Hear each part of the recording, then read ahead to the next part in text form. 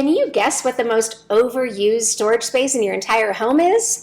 Okay, I know I gave away the answer with the title of this video, but yes, it's the refrigerator. This poor door must get opened at least 100 times a day. And that means that when the fridge is overcrowded, disorganized, and dirty, it gets annoying fast.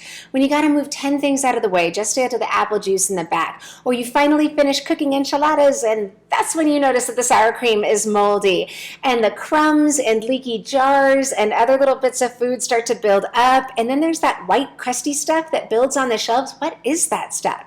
Now you would think that because we use the refrigerator so often, those problems and annoyances would be difficult to ignore.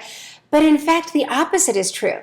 Most families will put off cleaning up their fridge until it is absolutely necessary.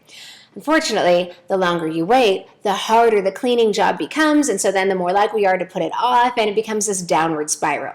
Instead, what we need to do is become more proactive about taking care of this vital storage space. So today I'm going to share a very simple process for intentionalizing your refrigerator. The first thing you're going to do is stop buying groceries. Just pretend like your family is about to go on a really long vacation and resolve as a group to eat through all of the perishables. So you finish off that orange juice, you don't buy any more. Every lunch is leftovers, and dinner tonight is scrambled eggs and green beans because that's what we have and we need to finish it off. It does sound a little extreme, but on top of obviously clearing up a lot of space so it makes it easier for you to clean your fridge, there are so many more benefits. For one thing, it exposes whether or not you've been overstocking. Now be honest, when I said eat up all of the perishables, did you find yourself thinking, oh no, that would take us so long? Right there, it probably means that you are stocking too much food. All the more reason to give this a try. And then when you're done cleaning your fridge and it's time to go grocery shopping again, keep that feeling in mind and maybe be a little bit more intentional about not buying more food than you actually need. Another benefit, it will help you identify unwanted foods. When all the other yogurt cups disappear, it's a lot easier to notice that your kids keep rejecting that one flavor. Good to know, don't buy that flavor in the future. And when nobody in the family, yourself included, is willing to eat that particular kind of leftovers, again, good to know. Next time you make that meal for dinner, be intentional about only cooking as much as the family is going to eat that night so you don't have leftovers to begin with. Avoiding these kinds of unwanted and unnecessary foods is going to help your refrigerator function a lot better. And the third benefit, it's just good to practice living on less. In this country, we are really used to having dozens of options at our fingertips at any given moment.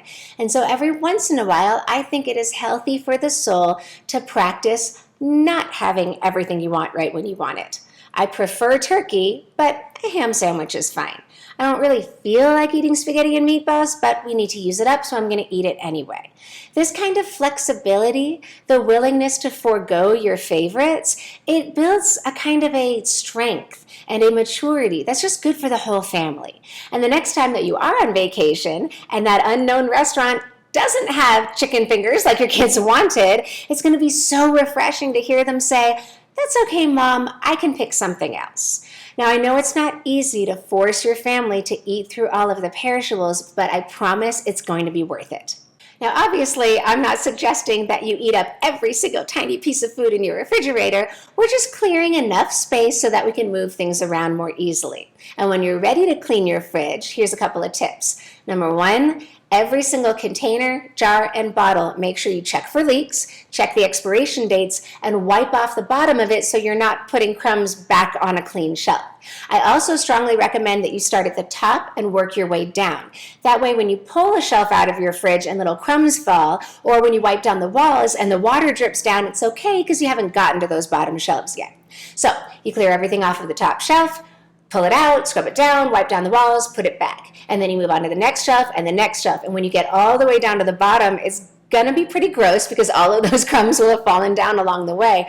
But oh my goodness, it is so satisfying to wipe off that last layer and be done. By the time you're done, your fridge will be decluttered, better organized, and perfectly clean. And hopefully you'll be a little bit more motivated to keep it that way in the future. If you enjoyed this video and you would like more practical strategies and ideas on how to get the rest of your kitchen functioning better, you should definitely check out the Kitchen Lesson Series. I've put a link in the description to the free introduction video, so click that link and check it out. Until next time, this is Trisha Childers with Home on Purpose.